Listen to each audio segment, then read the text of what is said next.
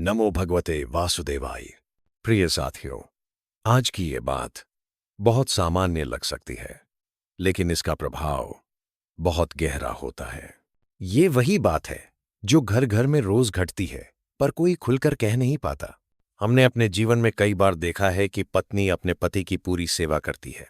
सुबह उठकर उनके लिए चाय बनाना, खाना तैयार करना, कपड़े निकाल कर देना, ये सब पत्नी अपने धर्म समझकर करती है, और इसमें कोई बुराई भी नहीं है।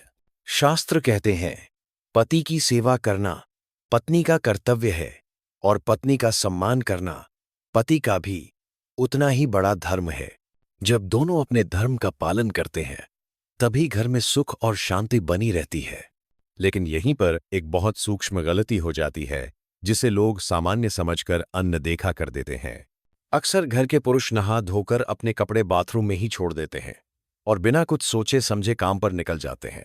पत्नी उन्हें उठा लेती है, धो देती है और चुपचाप सुखा भी देती है।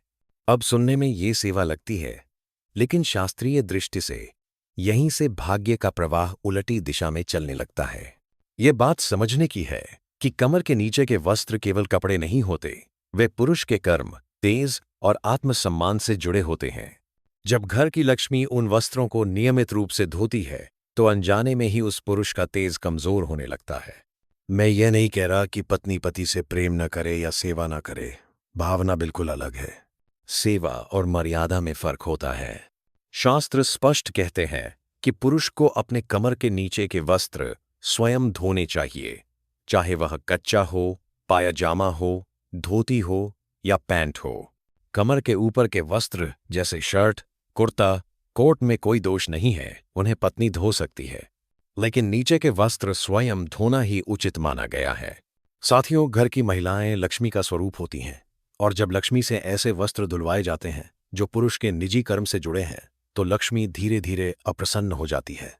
परिणाम ये होता है कि घर में बिना कारण खर्च बढ़ने लगता है, कमाई आते ही रुक जाती है, खर्च का बोझ बढ़ने लगता है और पुरुष का आत्मविश्वास भी टूटने लगता है। इसीलिए माताओं और बहनों से निवेदन है कि अपने घर के बड़े बच्चों को भी यही संस्कार सिखाएं। उन्हें कहिए कि कमर के नीचे के वस्त्र वे स्वयं धोएं। यह कोई अपमान नहीं है, बल्कि यह आत्मविश्वास, निर्भरता और संस्कार है। जो पुरुष अपने वस्त्र स्वयं संभालना सीख लेता है, उसका भाग्य भी धीरे धीरे संभलने लगता है। हाँ, अगर घर में कोई बीमारी हो या कोई विशेष परेशानी हो, तो मजबूरी में पत्नी या मां कपड़े धो सकती है, उसमें कोई दोष नहीं लगता। लेकिन रोज और आदत के रूप में ऐसा करना शास्त्रों में वर्जित बताया गया है। इसी भाव के साथ आज की इस बात को आलोचना नहीं, बल्कि सुधार के रूप में स्वीकार कीजिए, क्योंकि जहां संस्कार सुधरते हैं, वहीं से भाग्य भी सुधरना शुरू होता है। राधे राधे।